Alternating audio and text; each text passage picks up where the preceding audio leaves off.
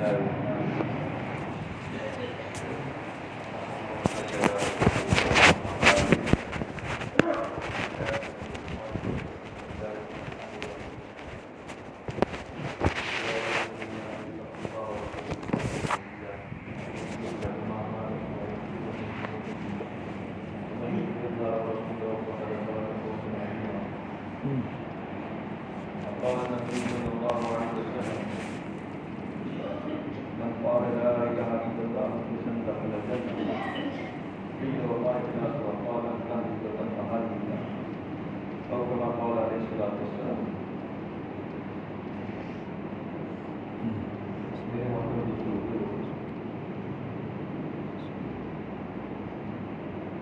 تبارک تعالیٰ نے ہمیں ایک بہت بڑے کام کے لیے اور بہت بڑی فکروں کے لیے ہمیں جمع کروایا.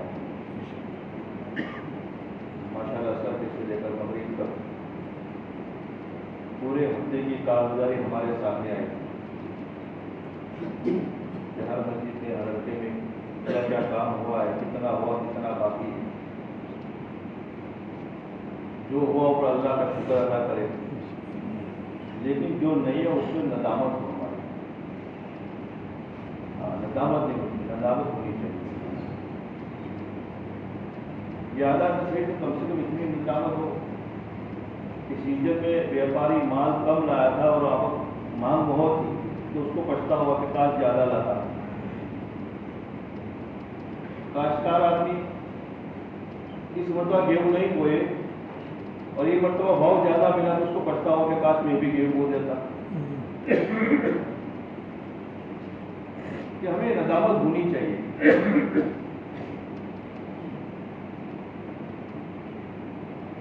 اچھا, جب ہم مشوروں میں آتے ہیں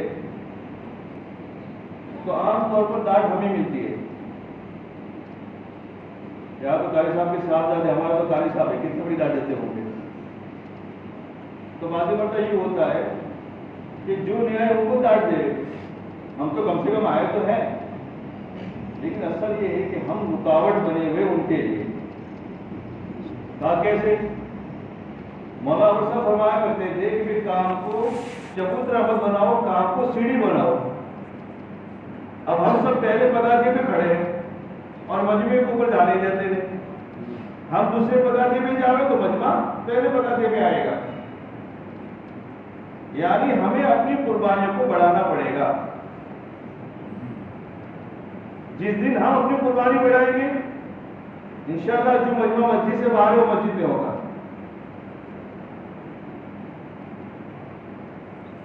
تو اصل یہ قربانیاں جب بار بار ہمارے سامنے بات آتی ہے کہ یہ کرو وہ کرو, اور اللہ کی طرف سے بھی جتنے عوامل ہیں وہ کرنے کے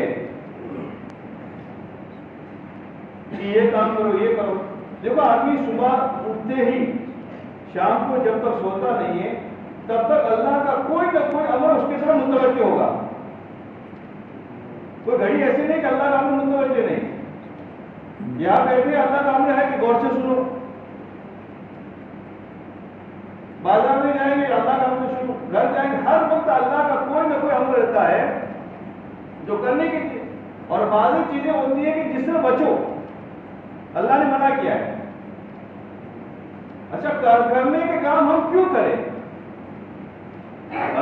کیوں کریں ہم؟ تو ہم اس لیے کریں کہ صبح ہوتے ہی نیند اچھی لگتی ہے لیکن دکان کیوں جاتے ہیں.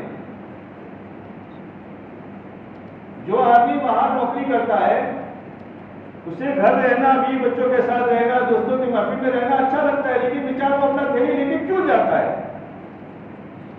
ایک ضرورت اسے ستاتی ہے کہ اگر میں نہیں جاؤں گا دکان پر, اپنی نوکری پر اگر میں نہیں جاؤں گا تو سب سے پہلے تو میرا گھر کا چولہا کیسے چلے گا, میری ضروریات پوری کیسے ہوگی. اور کچھ ضروریات دور کی ہوتی ہے کہ بچے بڑے ہو گئے, ان کی شادی بیاہ بھی کرنی پڑے گی, ان کے لیے مکانات بنانے پڑے, وہ کیسے میں بناؤں گا.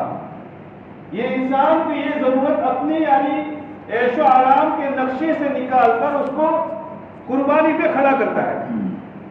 بس میرے دوستوں, اسی طریقے سے جو اللہ کے اوامر ہے جب اللہ کے اوامر کا کرنے کا وقت ہمیں اپنی ضرورت سامنے آنی چاہیے کہ خیر دنیا کی ضرورت تو وقتی ہے، لیکن میری ایک ضرورت شروع ہونے والی ہے، جیسے میری آنکھ بند ہوگی قبر کے حوالے مجھے کر دیں گے اور وہاں سے بہت بڑی ضرورتیں شروع ہونے والی ہے۔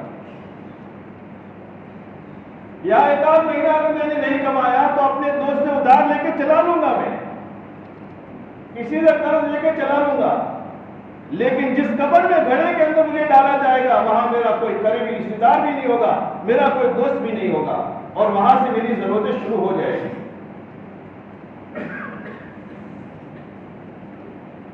اور کیسی ضرورتیں؟ کہا کہ دنیا کی ضرورت سے سخت ضرورتیں شروع۔ یہاں کی دنیا کے اگر پیاس لگتی ہے، ایک گلاس پانی سے ہماری پیاس بجھ جائے گی، قبر کے اندر ایسی پیاس ستائے گی کہ اگر پورا سمندر کا پانی پی لے وہ پیاس نہیں بجھے گی۔ عذابات آ جائیں گے، منکر نکیر آ جائیں گے، سارے معاملے جو ہم سنتے ہیں وہ ساری ضروریات ہماری شروع ہونے والی ہے۔ بھوک ستائے گی، گرمی ستائے گی، وہ میری ضرورتیں کیسے پوری ہوگی؟ کون کرے گا میری ضرورتیں؟ اچھا اگر دنیا والے اگر دنیاوی اسباب بھی اندر رکھ لیں گے تو بھی کام نہیں دے گا۔ کہا میری وہ ضرورتیں یہ ان عوامل سے پوری ہوگی۔ اگر دنیا کے اندر اللہ کے احکامات کو میں پورا کرتا، میں دنیا کے اندر اللہ کی یہ قربانی اگر میں دیتا تو میری ضرورتیں آج پوری ہوتی۔ اور اتنی نہیں، اب ہمیں اس کی ضرورتیں شروع ہوگی۔ قبر کی زندگی ختم ہو جائے گی، محشر کا میدان قائم ہوگا۔ کتابوں میں آتا ہے کسی کے اوپر کپڑے نہیں ہوں گے، لیکن کسی کو اتنی بھی فرصت دے گی کسی کی طرف دیکھے، کتنے پریشان ہوں گے۔ بعض مرتبہ ہم کسی ٹینشن میں بیٹھے رہتے ہیں تو سامنے سے پوری بس گزر کے جاتی ہے، اپنا دوست آ کے پوچھتا ہے کہ وہ بس گئی، وہ سنپور والی بس گئی؟ کیا مجھے معلوم نہیں، میں دیکھا نہیں، حالانکہ پوری بس گزر، لیکن وہ ٹینشن میں ہوتا ہے، جتنی بس بھی اسے نظر نہیں آئی۔ اس دن میرے دوست تو کتنے ہمیں ٹینشن ہوگا، کیونکہ پوری زندگی کا سوال ہے، پوری زندگی کا حساب کتاب لینا ہے، اور ہمیں کی زندگی کا سوال ہے۔ میرا دوست کتنا ٹینشن ہوگا کہ سارے کے سارے لگے ہوں گے، لیکن کوئی کسی کی طرف نہیں دیکھے، پریشان حال ہوں گے، کیا ہوگا میرا؟ ارے ہم امتی کیا نبی پریشان ہو کے ہمارا کیا ہوگا؟ میرے دوستو اس لیے کہا جاتا ہے کہ ہم قربانی دو۔ یہ ہمارے بڑے بیچارے بار بار ہمارے پیچھے کیوں چلاتے؟ وہ ضرورتیں آنے والی ہے، وہ کیسے پوری ہوگی؟ اتنا ہی نہیں، اس سے آگے ضرورتیں اور ہیں۔ تو ایک تو کہ ہماری آخرت کی ضرورت، ہماری آخرت کیسے سنورے؟ چلو اس کے بعد چلو جنت مل گئی، لیکن جنت ملنے کے بعد بھی ایمان والوں کو اللہ کا دیدار کرایا جائے گا۔ کہا کہ اللہ کا دیدار ایک مرتبہ ہوگا تو جنت اپنی ساری نعمتوں کو بھول جائے گا، وہ جنت میں جانا چاہے گا نہیں کہ میں اللہ کو دیکھتا رہوں۔ کیا چیز ہوگی؟ اللہ کی محبت، اللہ کا عشق۔ دوسرا ہے کہ جس دن ہمارے دلوں کے اندر اللہ کی محبت لگ جائے گی، اللہ کے عشق کی چنگاری لگ جائے گی، میرے دوستو چین نہیں پڑے گی۔ بغیر کہے آدمی صبح سویرے اپنی تھیلی لے کے دکان میں جاتا ہے، اسی طریقے سے تقاضے پورا کرنا شروع کرے گا، اور جن کو لگی وہ کر رہے جو اصل چنگاری لگی تھی صحابہ کرام کو، عشق کی چنگاری لگ گئی تھی، اللہ کی محبت ان کے دلوں کے اندر اتر گئی تھی۔ آج میرے سمجھو کہ ہم ایمان والے ہیں، لیکن وہ اللہ کی محبت اپنے دلوں میں نہیں آئی۔ اللہ معاف فرمائے، اب کیسے آئے گی اللہ کی محبت؟ اس کے لیے کچھ علاج ہوتا ہے، کچھ اسباب ہوتے ہیں۔ سب سے پہلے تو ہم اللہ کے محاسن کو، اللہ کے انعامات کو سوچیں کہ اللہ نے پوری دنیا بنائی، دنیا کے اندر ابھی 700 کروڑ کی آبادی ہے ایک سروے کے اعتبار سے، تقریباً اس میں سے 400 کروڑ کے پاس تو ایمان ہی نہیں ہے، 200 کروڑ کو اللہ نے ایمان دیا ہے، اس ایمان والے میں اللہ نے مجھے شمار کیا. کتنا بڑا اللہ کا انعام ہے. کسی یہود کے گھر، کسی ہنود کے گھر اگر اللہ پیدا کر، ہم کیا کر سکتے تھے؟ اللہ نے کئی امتیں بنائی، اللہ نے اس امت کے اندر پیدا فرمایا جس امت میں پیدا ہونے کی تمنا کرا کرتے تھے. نبی کی امت، لاڈلی امت، سب سے اخیر میں آنے والی، سب سے پہلے جنت میں جانے والی. پہلی امتوں کو 700 800 1000 سال 1200 سال کی زندگیاں تھی، تب تک ان کو یعنی عبادت میں تھکنا پڑتا تھا. اس امت کو بتایا کہ 60-65 سال کی عمر ہے، بڑی مختصر ہے. وہ بڑی اماں کہتی ہے اگر اتنی عمر مجھے مل جاتی تو ایک درخت کے نیچے میں زندگی گزار دیتی، مکان نہیں بناتی. کتنی مختصر.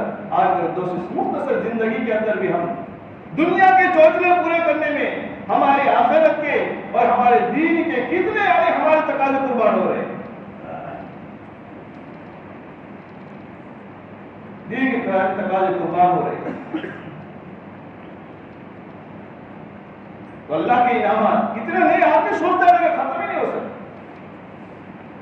اپنی زندگی کے اندر غور کرے، اپنی صحت میں اپنی تندرستی ہے، اپنے گھر بار کو دیکھے، اللہ کے انعامات کو سوچے. جتنا اللہ کے انعامات کو سوچا جائے گا اللہ کی محبت دل میں اترتی جائے گی. کہیں ٹرین پہ سفر کر رہے ہو، بڑی بھیڑ تھی، کہیں بیٹھنے کی جگہ نہیں.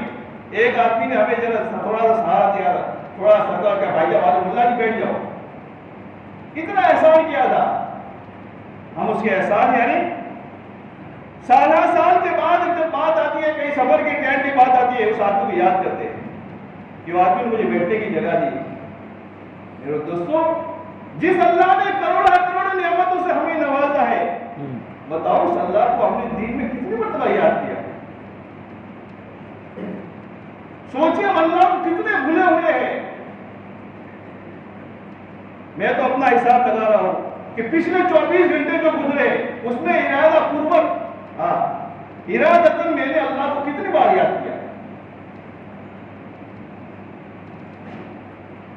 ارے مولانا دنیا میں تو بہت سارے جھمیلے ہیں، بال بچے ہیں، کاروبار یہ ہے، کہا اللہ کی یاد آتی ہے. چھوڑو، ابھی مغرب کی نماز پڑھی 3 رکعت، مشکل سے 5 سے 7 منٹ لگی. بتاؤ اس یعنی 3 رکعت میں اللہ کا خیال کتنی مرتبہ آیا. یہ آج ہمارے ہاتھ اللہ کو بھول چکے ہیں. اللہ کی کروڑوں نعمتوں کو کھا رہے ہیں اور اس اللہ کو بھولے ہوئے ہیں. کہا کہ اللہ کی محبت اگر دلوں میں اتارنی ہے، اللہ کے انعامات کو ہم سوچیں گے اللہ نے کیسی کیسی نعمتیں دی ہیں. اور دوسرا طریقہ ہے، جو اللہ والے ہیں جنہوں کے دلوں میں اللہ کی محبت کی چنگاری لگی ہوئی ہے، ان اللہ والوں کے پاس جا کے بیٹھے ہم. ان اللہ والوں کے پاس جا کے بیٹھے، ان کی جو باتیں سنیں گے، یہ دین کی باتیں جو سنیں گے، کبھی نہ کبھی کوئی بات ہمارے دل میں لگ جائے گی. جیسے قاری صاحب عام طور پر مثال دیا کرتے کہ پہلے وہ لائٹر ہوتے تھے بوڑھوں کے پاس، کیروسین کی یعنی اس میں اروئی میں کیروسین ہوتا ہے اور دیمٹ نکالی جاتی ہے، پھر اس میں سے چنگاریاں اٹھتی تھی تو ساری چنگاریاں نہیں لگتی تھی، کوئی ایک چنگاری ایک دیمٹ کو لگ جاتی تھی اور اس کی لو جل اٹھتی تھی. ایسے دوستوں ہم محتاج بن کے چلتے رہیں گے. ایک نیا آدمی 3 دن لگانے آیا، وہ بات کر رہے اس کے بیان میں بیٹھے، کوئی بات اس میں سے مل جائے گی. اللہ والوں کی باتوں کے اندر محتاج بن کے بیٹھ کے ہمیں سنتے رہیں گے. ایک دن آئے گی کہ وہ عشق کی چنگاری دل میں لگ جائے گی، ہمارے اندر کی لوگ جل پڑے گی، اللہ کی محبت آ جائے گی. کہا کہ اللہ والوں کی مجلسوں کے اندر بیٹھے.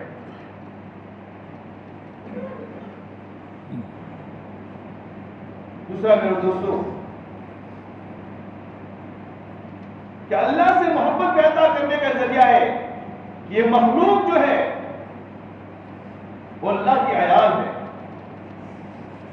اللہ کی کوئی اولاد نہیں ہے، اللہ پاک بے نیاز ہے، لیکن بمنزل اللہ کی عیال ہے.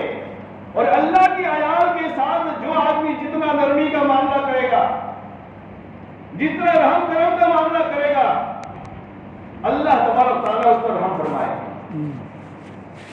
آپ اپنے بچے کو لے کے جا رہے ہو، کوئی آدمی روزانہ اپنے بچوں کو کھلا رہا ہو، ٹافی دے رہا ہو، اچھے سے بلا رہا ہو، بتاؤ اس کی محبت ہمارے دل پہ آتی ہے کہ نہیں؟ آج دوستو اللہ کی آیات پوری دنیا کے اندر سوچے کہ کیسے آ گئے. کروڑوں کروڑ لوگ ایسے ہیں جن کے پاس اللہ نے، جن کو ایمان ہی نہیں ہے، اللہ کی پہچان ہی نہیں ہے. لاکھوں کی تعداد کے اندر جو لوگ مسجدوں سے دور ہیں.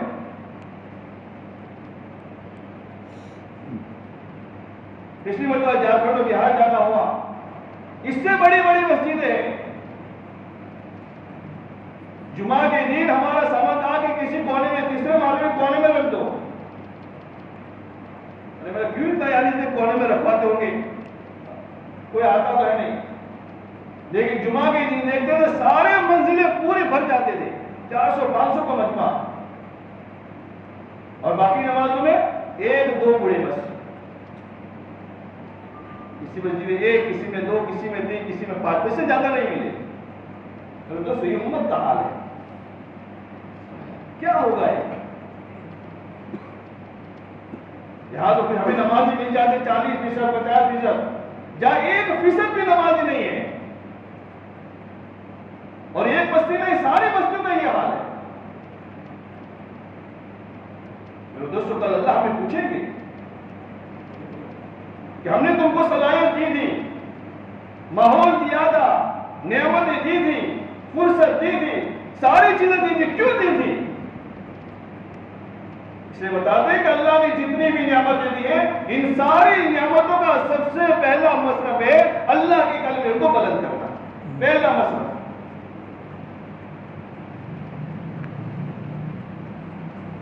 اب بتاؤ، اب ان کو مرتد ہونے میں کتنی دیر لگے گی؟ کیا آج ایسے فطرے چل رہے ہیں، کوئی غیر ان کا ہاتھ پکڑنے کا چل پڑیں گے وہ. اللہ تبارک تعالیٰ کا ہم سے پوچھ رہے ہیں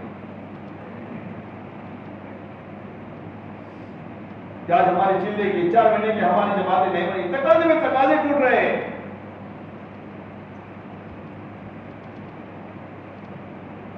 اس لیے میرے دوستوں کہ امت پر یعنی جتنا آدمی رحم کرے گا، اللہ کی محبت ہمارے دلوں کے اندر اترے گی.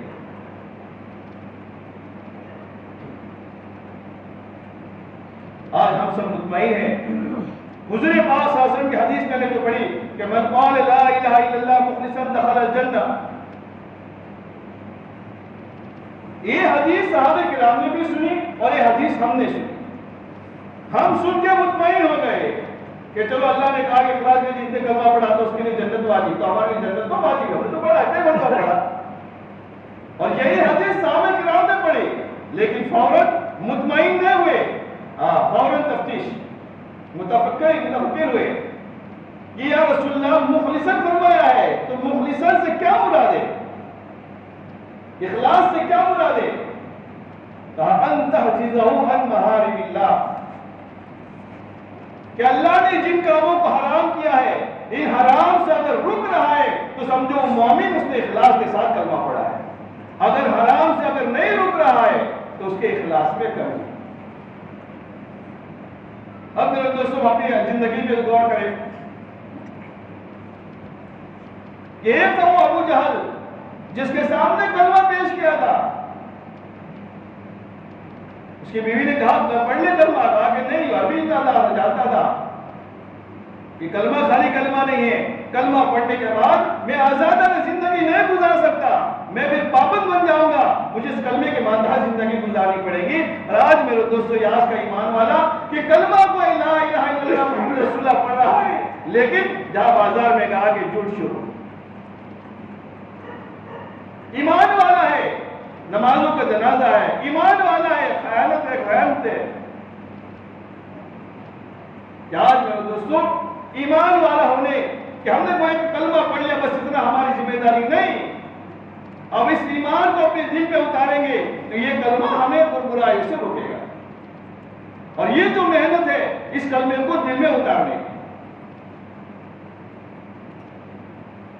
کہ آدمی جتنی قربانی دے گا، جتنا چلتا رہے گا، آہستہ آہستہ یہ کلمہ ان کے دلوں کے اندر اترے گا. پھر جب یہ کلمہ دل میں اتر جائے گا، اللہ کی محبت دل میں اتر جائے گی، اب پھر مجال ہے کہ نمازیں چھوٹے۔ ارے صرف نماز میں سب ہو جانے کے بعد وقت ہو گیا، نماز میں سب ہو گیا کہ 3 پڑھی یا 4 پڑھی، اس کو کتنا بڑا نقصان سمجھا تھا کہ بات رکھنا ہی نہیں ہے۔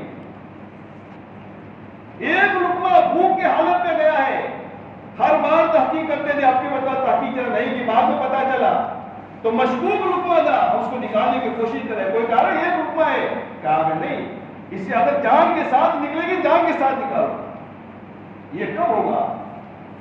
جب یہ دلوں کے اندر یہ اللہ کی محبت کی چنگاری جلے گی، یہ کلمہ دلوں میں اتر جائے گا۔ اس لیے میرے دوستو کہ آج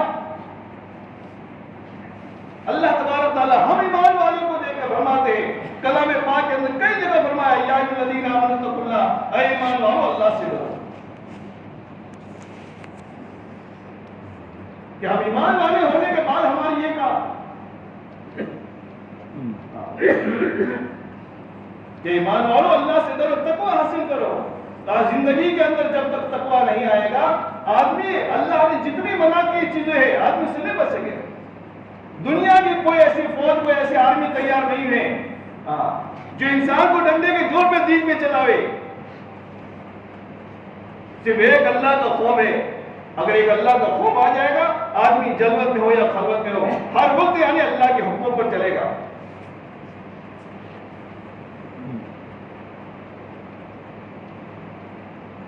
تعلیم ساتھیوں کو میں بتا رہا تھا کہ جیسے نماز کی خاصیت ہے کہ برائیوں سے روکے گی، روزے کی خاصیت ہے کہ اس سے تقوی حاصل ہوگا۔ کیا مطلب تقوی؟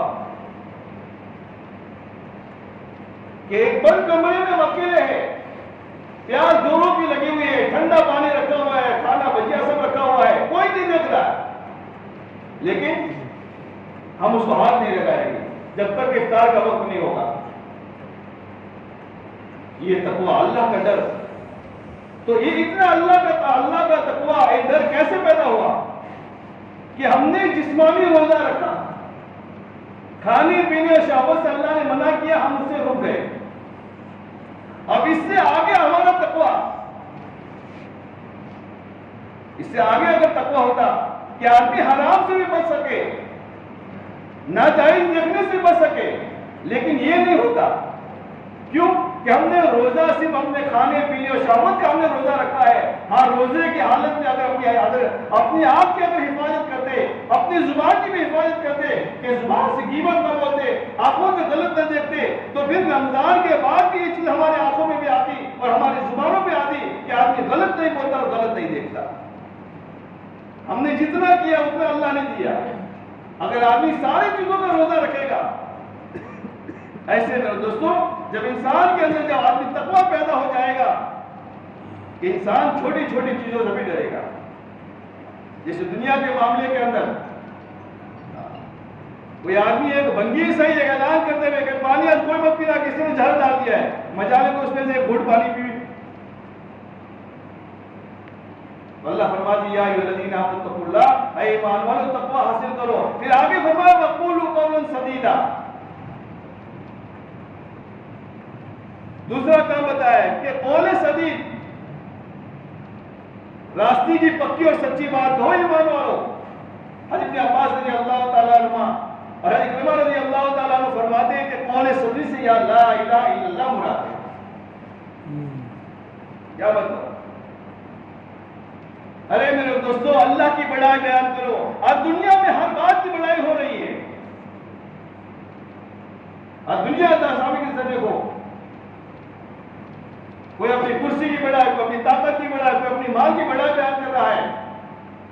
اللہ کی بڑائی کون بیان کرے گا؟ ایمان والے کو کہا جا رہے ارے تم بھی ان کے جیسے ہو گئے، تم اللہ کی بڑائی بیان کرو۔ اسی کے بعد طاقت ہے کہ آدمی ملوک نہیں ہوتا، ارے اس کے بعد بڑی بڑی طاقت ہے، بڑے بڑے میزائل ہے، لیکن ذرا سوچو تو صحیح کہ اس کو بنانے والا کون ہے، اسے کوئی معلوم نہیں ہے۔ وہ اپنے مالک کو خالق کو نہیں پہچان سکا۔ جو نعمت اللہ نے ہمیں دی کہ ہمارے پاس کچھ نہیں ہے، لیکن اللہ نے ایمان دیا ہے، ہم اپنے مالک اور خالق کو پہچاننے والے ہیں۔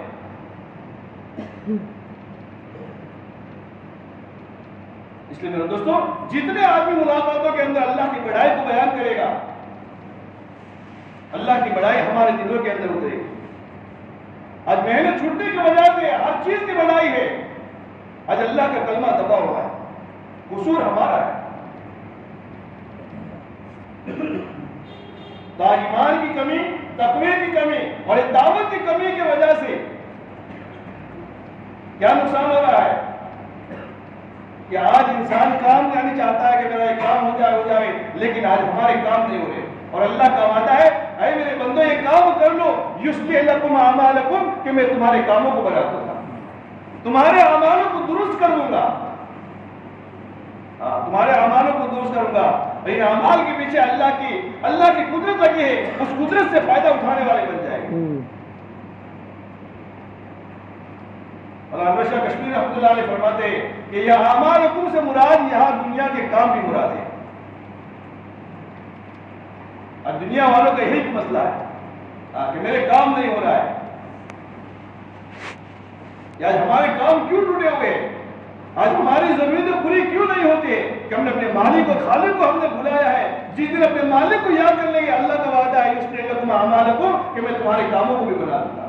اور میرے دوستوں کاموں کو بنانے والی ذات صرف اور صرف ایک اللہ ہے.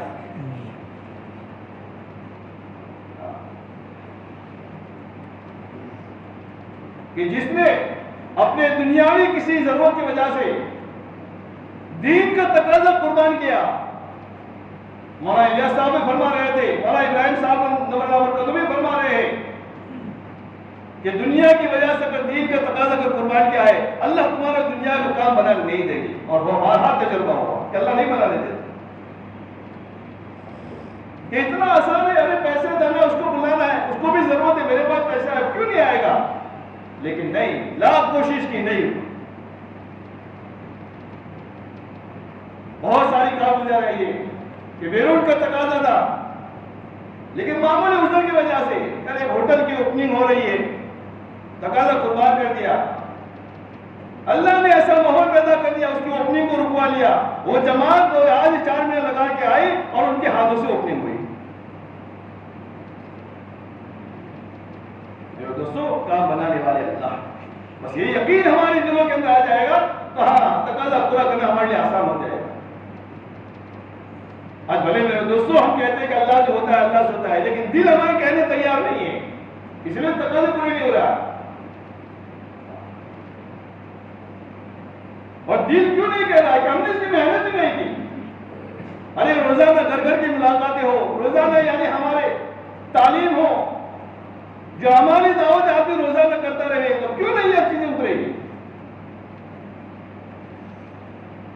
تو اللہ کا وعدہ ہے یصلح لکم اعمالکم اور دوسرا اللہ کا وعدہ ہے یغفر لکم ذنوبکم. اتنا ہی نہیں اگر یہ کام کرو گے تمہاری مغفرت ہو جائے گی. اللہ معاف فرما دے. ایسا تو آخرت کا مسئلہ ہے. علماء فرماتے ہیں کہ صغائر کو اللہ معاف فرما دیں گے اور جو کبائر ہے وہ کبائر کی توبہ کی توفیق عطا فرمائیں گے. بہت سارے اللہ کے راستے نکلتے ہیں اور اپنے گناہوں سے توبہ کرتے ہیں. ارے یہاں تک دیکھا کہ جو حقوق العباد تھا جن کا مال چھینا ہے مال لینا پڑے گا جس کی زمین چھینی ہے اسے دینی پڑے گی تب تک توبہ تاب نہیں ہوگی. لیکن اللہ نے وہ یعنی ایسا بھی دکھایا ہے کہ اللہ کے راستے میں گیا. اب ایک آدمی ٹیلر ہے کپڑا بہت سو کا کپڑا چورایا ہے. ایک آدمی ڈاکو تھا بہت سو کا مال. اب یہاں اس کو یعنی ڈر پیدا ہوا کہ میں کس کو مال دوں گا کس کا لے وہ بھی مجھے معلوم نہیں. لیکن اس نے ارادہ کیا کہ نہیں مجھے سب کو واپس کرنا ہے. گاؤں میں اس نے جلسہ رکھا اور اس نے پورے مجموعے کو بلایا اور پورے مجموعے کے سامنے کہا کہ ایسا ایسا میں نے تمہارا مال چوری کیا تھا لیکن مجھے معلوم نہیں تھا آج مجھے پتا چلا یہ حرام کا تھا. تو ایسا کرو میں یعنی کما کے ہر ایک کو اپنا مال دو تمہارا مال دے دوں گا بس تم لکھا دو کہ کس کا مال میں نے کتنا چوری کیا تھا. تو مجمع بھی کیا کہا کہ جب تو نے توبہ کی ہے تو چل ہم بھی تجھے معاف کر دیتے. ایک دن 1000 واقعہ دے کہ اللہ کی طرف سے پورا چلتا ہے. وَيَغْفِرْ لَكُمْ ذُنُوبَكُمْ جب اللہ نے کہہ دیا میرے بندے تجھے معاف کر دوں گا اللہ تبارک تعالیٰ نے دوستوں ایسا معاف کریں گے اس زمین کو ٹکڑوں میں بھلا دیں گے جس زمین کے ٹکڑے میں ہم نے گناہ کیا ہے. ان اعضاء کو بھی بھلا دیں گے جن اعضاء سے گناہ کیے تھے. وَيَغْفِرْ لَكُمْ، اللہ جب مغفرت کرنے کے آتے ہیں میرے دوستوں، ہاں ہمارا جیسا نہیں کہ معاف کر دیا لیکن جب موقع آتا ہے تو پورا نکال دیتے ہیں، تاکہ منکر نکیر سے نہیں بلا دوں گا. التائب کمن لا ذنب لہ، کہ ایسا نہیں توبہ کرنے والا گویا کہ اس نے گناہ کیا ہی نہیں. اسی لیے میرے دوستو اللہ نے فرمایا کہ اگر مکمل اطاعت اگر آ جائے گی، جس مقصد کے لیے میرے دوست ہم دنیا میں آئے، اللہ تبارک و تعالیٰ کامیابی ہمیں دے دے گی. وَمَن يُطِعِ اللَّهَ وَرَسُولَهُ فَقَدْ فَازَ فَوْزًا عَظِيمًا. سب سے بڑی کامیابی جو میں نے بتایا کہ آدمی جنت میں جانے کے بعد جو اللہ کا دیدار کرے گا تو جنت بھی بھول جائے گی. تو اللہ کا دیدار تو ہمیں معلوم ہے. اللہ نے کہا کہ کامیابی وہ جو آج تک میں نے کسی نبی کو بتایا ہے، نہ کسی ولی کو، کسی فرشتے کو بتایا ہے، وہ کامیابی کیسی ہے، وہ کامیابی اگر میرے دوست چاہیے، اللہ نے وہ کامیابی کا راز اسی کام کے اندر چھپایا ہے.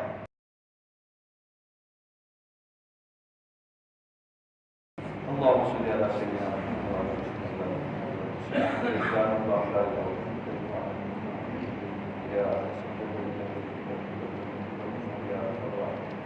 ربنا ظلمنا انفسنا وان لم تغفر لنا وترحمنا لنكونن من الخاسرين. ربنا آتنا في الدنيا حسنة وقنا عذاب القبر وقنا عذاب النار وقنا عذاب النار وقنا عذاب الدين.